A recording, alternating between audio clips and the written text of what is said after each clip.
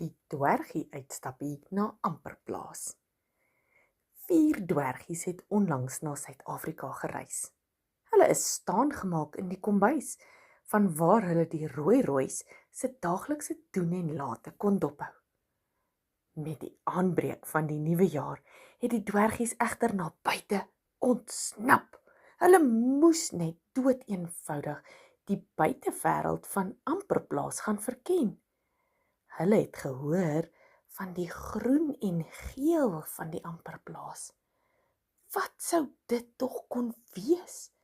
Hulle wou uitvind. Dig by die ranker, daar by die tekenmuur, het hulle by die leer opgeklim. 2, 2, op en op, al hoër. Die sissies draai toe om die uitsig van daar af te bewonder. Is daar dalkies al groen en geel te bespeer? Die boeties het wag gestaan dat geen hond, hoender of haas hulle sou steur nie. Klim, klim, op. Die rankerige blare het hulle min gepla. Die klim was veilig en die uitsig mooi. En toe sien hulle, net daar, die pers grenadella. En binne in hierdie grenadella, vars, soet en suur bytjies. En dis sonskyn geel. Sis Muisvlegsel is die oudste en gaan nader. Sy verwonder haar aan die perskleur van die vrug. Sy ruik al die geel en swart bytjies se sappige, soet en suur smaak.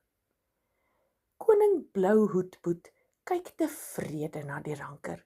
Hier is nog genoeg groen grenadellas, wat later in die diep somer steeds sal ryp word. Geen gevare dreig hier nie. Die eerste groen en geel is gevaar, en na 'n lekker ruik en kyk, gly al die dwergies teen die koedohorings af. Hulle stap verder op Amperplaas. Voor in die pad duik 'n digte bos op. Dis donkergroen met reuse blare. Hulle stap nader en nader. Die bos word groter voor hulle. Dis die groot pampoenbos. Bo hulle is daar reuse blare wat wonderlike skaduwee teen die warm Afrika son bied. Voorwaar, donkergroen blare beskud hulle teen die goudgeel son. Later is hulle diep in die bos met reuse blare wat bo hulle uitdoring. 4 dwergies in die groot pampoenbos. Ja, die dwergies kom graag hier, om te sien wanneer die volgende pampoen gereed is om geoes te word. En daar ontdek hulle 'n sonskyn-geel kelkblom. Almal kom staan rondom om te sien. Die nektar is soet, maar diep versteek in die blom. Hoe sal hulle dit kan kry? Die 4 dwergies gaan staan in 'n kring. Hulle bespiegel hoe hulle die geel kelkblom se soet nektar sou kon uittap. Dit sal nou mos 'n wonderlike kommoditeit wees om mee handel te dryf in die noorde. En nadat hulle hul planne beraam het, keer hulle terug na die groot pampoenbos toe. Hulle baan hulle weg deur die reuseblare en gly verby die krultakke. Maar in die verte wag koning Blouhoedboet. Hy wil weet waar hulle heen gaan. Wat soek hulle? En hy belet hulle om die geel kelkblom weer te besoek.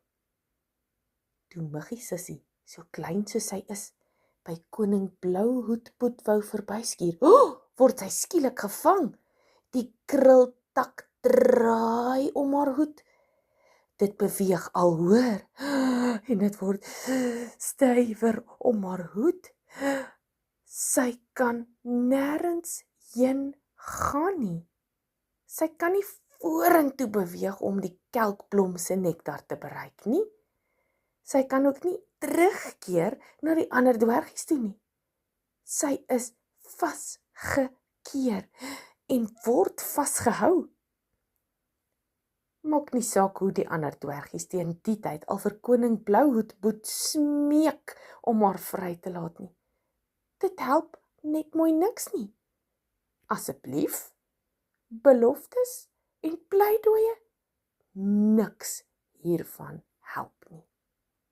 Dit wil lyk of Muggie Sussie nou altyd tussen die geel kelke van die groot pampoenbos sal moet bly. Haar voorland is om nektar te oes saam met die bye, tot die diens van koning Blouhoed. Sy kan nie langer 'n Sweedse handelaar wees nie.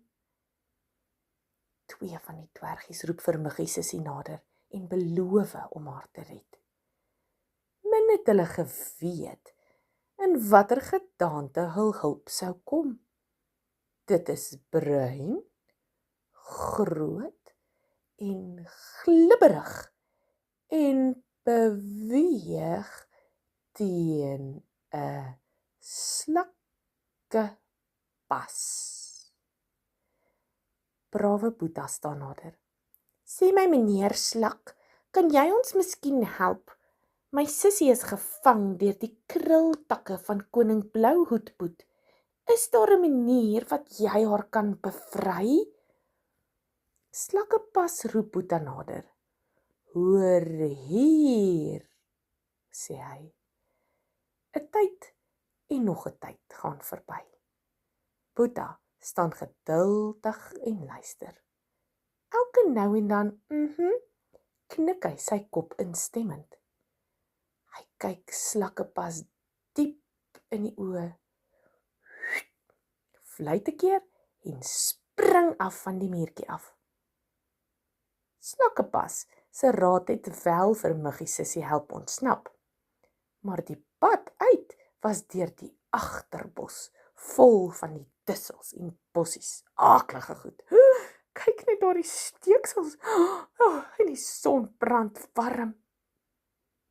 Maar na die agterbos het die Frangipani paradys gewink. Die gras was weer dik, 'n dik mat onder hulle voete. Reguit agter mekaar het hulle gestap, veilig. Hulle was omring deur die geur van soete Frangipani, terwyl hulle stap in die groen en geel en wit van die veld. Groen en geel en geurig. Grasgroen, sonskyn geel, soet geur. En die sissies kon doen wat hulle graag wou doen. Blommetjies pluk vir die huis.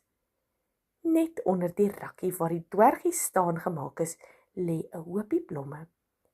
En die dwergies slaap vanaand weer in die huis. Amperplaas het vandag grenatellas, pampoene en frangipanies gebring. In groen en geel en soet. Muggie Sussie was veilig. En wat het geword van al die dwergies se smagting om Amperplaas se buitelewe te leer ken? Wel, onder leiding van koning Blouhoed het hulle ook 'n buitestaanplekkie gekry. Daar in die blombakmandjie. En van daar kan hulle die geel en groen sien, ruik en partykeer, as hulle gelukkig is, proe.